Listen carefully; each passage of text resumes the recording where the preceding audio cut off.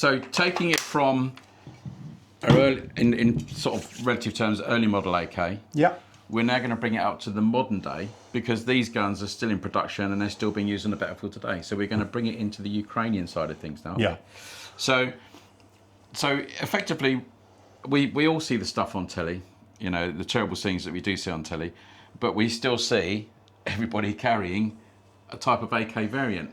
So what are the Ukrainians now using on the battlefield? So your Ukrainian service people, your conscripts, certainly at the beginning of the war, you saw them with the Suchkas, you saw them with the, the more standard AK-74Ms, and then the AK-74s with the Woodstocks, Yeah. and every variant thereof. So the AK-74M is officially still the standard issue weapon of Ukraine. Yeah. It's unofficially still the standard issue weapon of the Russian Federation. I certainly remember seeing a lot of these in the very early days of that war. Yeah. Of seeing people being handed these. Yeah, literally on the street. Yeah. They were handing these out. And on the second day of the war in Kiev, they were handing these out over on Potony Most, one of the bridges in Kiev, where they were expecting, because the Russians had told everyone, we'll be in Kiev in 5 days. The Ukrainians believed them. Everyone believed them. The might of the Russian Federal Army with all its elite units, its Spetsnaz divisions, its VDV, its airborne troops, its naval infantry capability. These are good troops. Yeah. No one thought. I think even. But what's interesting about that now is that with the Ukrainians, and I'm not going to go too far into the war itself, but you now have Ukrainian soldiers who are incredibly battle hardened, and they're extraordinarily brave and efficient soldiers, really, because they've been there and they've been doing it for so long. They're fighting for Rodina, for their homeland. That's right. They're fighting for their existence, for their And when hopefully the Blooming War comes to an end, they're going to have an extremely efficient fighting force to be reckoned with, I would say. Well, I mean, again, going off guns and slightly into politics, people forget the war didn't start 5 years ago. No, that's right. They've been fighting in the east, in the Donbass region, for 14 years. Yeah. Green Berets, NATO Special Forces have been in Ukraine for 15, by that stage, 12, 14 years, training their Spetsnaz. Yeah. And Spetsnaz is a very generic term. It just means special purpose in English. Specjalnie nazначение in Russian, showing off now. That's very good, yeah. Yeah, good I am. But yeah, so Spetsnaz is a massive, really broad term. But yeah, no, the NATO Special Forces have been training those guys in guerrilla warfare long before the Russians invaded in the disputed regions. So in terms of then of guns which we see on the battlefield, and I was saying to you earlier, I've been watching some of the stuff on the war on telly, and I see some of them are very specialised modern weapons. Yeah. And we're looking at things like this, aren't we, really? So what have we actually got here? Well, so that's your standard issue AK-74M. Yeah. This is actually an older version. So this is the previous version to this gun. This gun came out sort of like, I'm going to get torn apart in the comments now. The AK. That's what YouTube's all about, Barry. Don't worry about it. The AK. I'm a nerd, but I'm not that much of a nerd. The AK-100 series came out sort of late 90s-ish, early noughties, which was a mother. So this is actually an AK-74. So the AK-74, the original version, would have had wooden furniture, Bakelite grips, and then later versions had different coloured plastics, polymers, Bakelites, whatever you want to call them. So this is an AK-74. So this left the factory looking somewhat like this, but a little bit different. Yeah. So this is what I would call your Ukrainian Spetsnaz gun. And again, you're going to be giving that to people that know how to use it, essentially, sort of. Is that fair? At the beginning of the war, yes. As the war's gone on, and again, you will find every variation of bits and bobs on every other thing. Yeah. This is not a standard issue gun. This is a representation of what a Ukrainian Spetsnaz soldier may be carrying. Yeah. So we have a bog standard AK-74. Then we've got Russian manufactured Zenitco furniture on. Yeah. And that's the foregrip and the the cover. And again, going back to they like that. So this one pivot, is also I hadn't seen that before. Yeah, everyone I'd ever seen was always old, and the cover just pinged off. So this one has a captive return to zero thing, so you don't lose the zero on your optic. It's got a Zenitco sling swivel. Yeah. May sound like a little thing, but you can't use the forward sling swivel. And all the slings now are 3-point slings. And the Ukrainians and Russians have got this stuff in spades. Yeah. Everything the West have got, they've either been given or they've gone out and bought themselves. Yeah. So we've got a Zenitco lower furniture with all the rail system on, the Picatinny rail, which is ubiquitous now. Which leads into the Zenitco top cover with a long Picatinny rail. It's got an aim point type mini red dot on top. It's got a, God knows what make of laser that is, which is activated on a pressure switch, or you can have it permanently on. Yeah. It's got a Russian-made Clash torch, which you can do all sorts of weird and wonderfuls with. What about the weight of these things? So going from this early sort of version, what's the weight of an early version like that? About £9. It's reasonable weight, isn't it? Yeah. And what are we up to now? Well, they went from £9 to about £7.5-ish for a stamp steel receiver AK. Okay, yeah. But then now you've put all this stuff on, you're going back up to about £10. Yeah.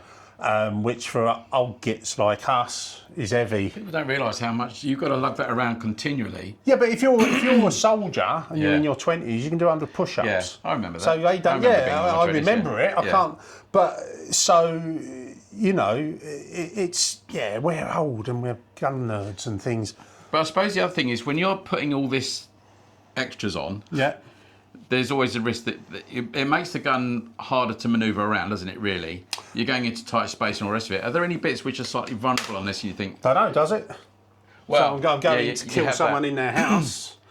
You know, these are the thing with all these modern things. So that's a Ukrainian Kruk folding stock. Yeah. And you can adjust it. You can adjust the cheek piece. It's all adjustable to what you want. If you're wearing... armour, you can make it shorter so it comes in, or you might want to shoot at the old trendy centre of the chest. These have got to be robust, haven't they? They're Kalashnikovs. You don't want these things falling to bits, do you? And bits falling off. No, but I suppose you could lose a few bits and it'd still work, wouldn't it?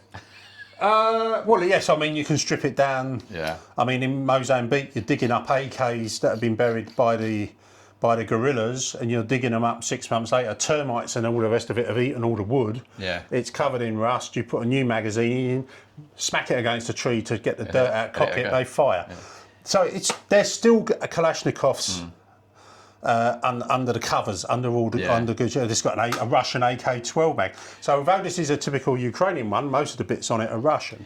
So in terms of the Ukrainian AKs, are they firing the same ammunition as the Russians? Yes. Exactly the same. And the reason... And in these modern ones, what is the calibre of these modern ones? So they're 5.45 times 3.9. Okay. Whereas the older ones are 7.62 times 3.9. 3.9 being the length of the case, the cartridge case. Yeah. We'll have some of those comparisons on the table. We'll show you. Well, banana mag, much straighter mag.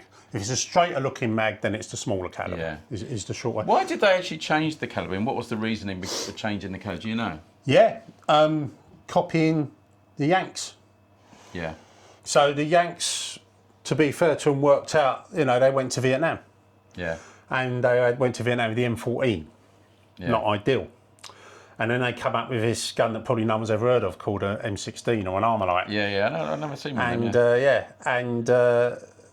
Let's train all our young troops on M14s and send them over to Vietnam and give them an M16, and then all sorts of troubles started. Yeah. That's again another video. Yeah. But long story short, they worked out that you can carry approximately two magazines of ammunition that weigh the same as one magazine of ammunition 7.62. Yeah. And also, again, going back to World War II, most countries went into World War II with some sort of 30-ish calibre, 8mm-ish calibre round that was capable of taking your head off at 1,200 metres. Yeah. But with modern warfare, we're not engaging at those ranges. No.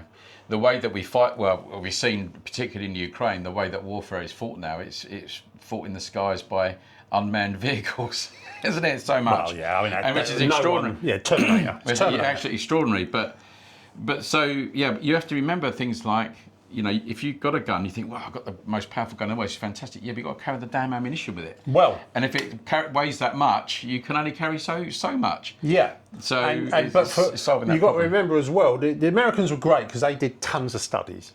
Yeah. They had the time and the money to study war. Yeah. And so I think in Vietnam they worked out about over 100,000 rounds were fired for every confirmed enemy kill. So you know, do we need the power? Do we need the this? Do we need the that? Blah de blah. Can we go to a smaller caliber that wounds you? So you have to be taken off the battlefield. So you're tying up resources. That's Don't right. literally want your arms and legs to fall off when you're hit. But saying all this, nicely done. I don't think Nice segue, innit? Oh, you didn't intend it. Don't lie. So going on to Spetsnaz guns, there's a Russian Federation Spetsnaz gun. Yeah. So is that based on the 74 again? Well, everyone thinks, it's the AK100 series it's called. You're accumulating a lot of guns. I am now, because I've got, but as usual, it all gets complicated. So that's an AK105. Yeah. So that's the mid-barrel length one. So it's between the Suchka there and the 74 here. That's the mid-length one, and that's an excellent gun. That's what their special forces really like in their So airborne. what actually makes it excellent then? Well, it's an AK. You're going to have to qualify that statement, Barry. It's an AK, so it's utterly reliable, and I can knock down a door with it, and it'll carry on working. So the difference between that then and the other 74 that you had. Why am I doing all the work? Hold that. This, just to progress. Yeah. So the AK-74 and the AKM came out. Yeah. It's only got a 16-inch barrel. It's not long by NATO standards. But then they wanted a really short thing for helicopter crews and tank crews and that. Yeah. Obviously, the Special Forces guys and KGB and that saw that and thought, oh, wow. Because once you fold the stock on that go under your coat. Yeah. So great for terrorists and the covert action and that. But the Russians call this the Suchka, which means little bitch. Okay. So basically, this, no matter what you do, a huge ball of flame comes out. It's only got a range of 200 metres and it's not terribly accurate. So they wanted something in between for their special unit, so they came up with the AK-105. So this is the Spetsnaz version of that, with all the bits and bobs on. This is an extremely rare AK-104, which not many people have seen. So it's got all the features of the AK-100 series 545 guns, banana mag. Yeah. This is in 7.62 Soviet. Okay. So just like in NATO special forces. So is 7.62 Soviet what the original? Yes. Yes, it is. Yeah, to the heavier caliber. Yeah. And you asked me why they went to a smaller caliber, because the Yanks a soldier can carry more yeah. ammunition, and you probably ain't going to hit your target anyway. But just like in NATO special units and all the rest of the world, the special guys went, well, that's great for infantry, but we're operating in small teams behind enemy lines. Plus, we want something with a suppressor on. Yeah. And they're so high velocity, you don't stand a hope in hell of ever suppressing them, even semi-effectively. So this is an AK-104. Again, all Gucci'd up and Spetsnazed up with all different types of furniture, Russian lasers, you know, all different torches and everything. And that's got a lot of weight to it, because I just held that, and that's a heavy piece of kit, isn't it? It has a heavy bit of kit, but again, we're old, and the guys who would be, the guys using, so the AK-104 is only issued to MVD, Interior Ministry Special Forces. Yeah. There's a team, I can't remember the name of them, who guard embassies around the world, Russian, and really elite Spetsnaz units 4, like Alpha. Hey? That's Group 4. Yeah. So that's a small gun firing a very heavy. Now, I haven't ever fired one of these. I've fired 7.62 Soviet round, sort of Yugoslavian 12-inch barrel guns. Yeah. I'm 6'2", and I can give it some. Yeah. And frankly, on full auto, forget it. On semi-auto, they're a handful. The AK always had quite a reputation as a climber, didn't it, really? No. No? No, again... Dispelling new myths now. Well, it's in films. It's in films. So, listen, let's be clear. This... Any gun on full automatic is going to climb to a certain extent. And again, going off on a branch, Soviet conscripts in T-farms, so fighting units, were actually trained to fire on full auto. Because what they learned in World War II fighting the Germans, it's volume of fire to keep their heads down while you advance. How many of you get machine gunned in the meantime? They're not bothered. Yeah. The Russian High Command. Anyone who knows anything about these things, you don't fire them on full auto. You're not going to hit anything. Yeah. On semi-automatic, if you shoot it properly and lean into it, yeah, you're going to get a kick, but they're controllable. But I suppose this is the problem, though, isn't it? You know, certainly what we spoke about earlier with, you know, in Africa, the children that are being given these guns. They're not trained to any particular level, are they? They're just not given a gun. Yeah. And then that's where things start, you know, going a little bit awry. But again, you know, I get this a lot with, you know, what's the best gun in the world? It's the silliest question in the world. You know, if you have an army of 3 million conscripts, Yeah. if you have an army that's not very well educated, so I won't name the country because I'll get, you know, again we get comments. A third world country where people that leave school at 10 to go and work on the farm, you want a Kalashnikov. You can take you can take the basic Kalashnikov and make these super fighting machines, but they're never going to be as light as an Armalite or one of the more modern systems made of, you know, 70-75 aluminium, or even now polymers. Yeah.